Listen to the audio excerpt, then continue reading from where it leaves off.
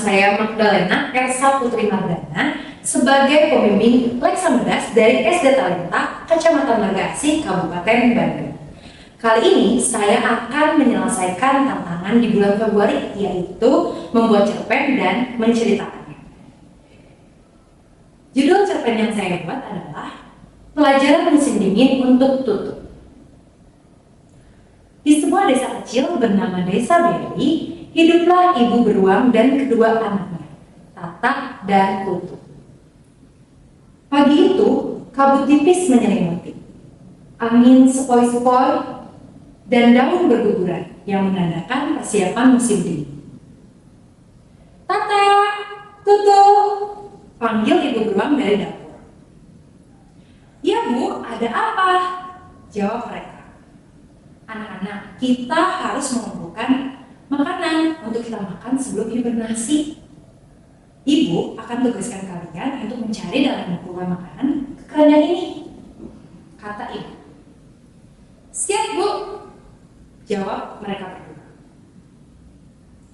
Dalam perjalanan mereka mencari makanan, Tutu melihat ada sungai dengan aliran air yang deras. Wah, indah sekali sungainya, seru Tutu dengan mata yang berbinar, tak bisa menyembunyikan rasa kagumnya. Akhirnya, Tutu penasaran sehingga ia pergi untuk melihat sungai tersebut. Tutu, kamu mau kemana? Jangan pergi jauh. Ibu meminta kita untuk mencari makanan, kata Tata dengan riang. Tidak, tenang saja. Aku hanya ingin melihat, kata Tutu. Sesampainya di sungai, Tutu semakin terkagum dengan pemandangan yang indah dan daun-daun yang berguguran. Tata yang melihatnya dari kejauhan terus meneriaki Tutu untuk segera mencari makanan. Tutu, ayo, kita harus segera pergi. Kita harus segera mencari makanan, kata Tata berteriak. Tenang saja, Tak. Waktu kita masih banyak kok. Kamu tidak usah khawatir, jawab Tutu. Tidak bisa, Tuh. Kita harus segera pergi, jawab Tata. Namun, Tutu tidak mau mendengarkan. Ia lebih memilih untuk bermain di air, berlarian ke sana kemari dan menangkap daun-daun di pohon. Tutu memang senang bermain dan menghabiskan waktu dengan bersantai. Berbeda dengan Tata yang sangat memperhatikan waktu dan taat pada perintah. Melihat Tutu yang sedang asik bermain, Tata akhirnya meneriakinya lagi. Ya sudah, kalau kamu tidak mau, aku akan pergi sendiri. Nanti, kalau kamu kelaparan, jangan salahkan aku, kata Tata dengan tegas. Tata pergi dengan hati yang penuh amarah dan kekesalan akibat Tutu tidak mau mendengarkan.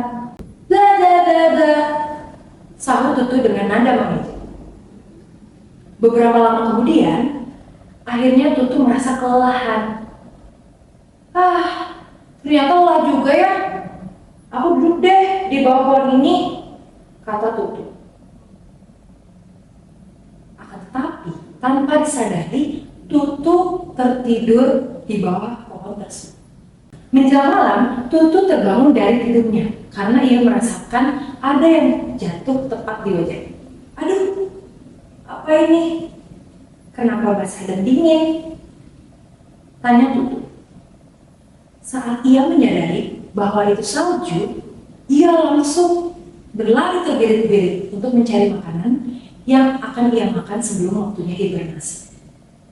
Tutu panik. Ia pergi ke sana kemari untuk mencari makanan. Tapi ia hanya mendapatkan sisa-sisa makanan.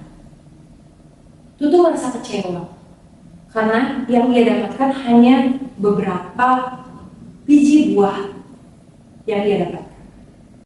Akhirnya Tutu pulang dengan hanya membawa beberapa biji buah hasil temuan.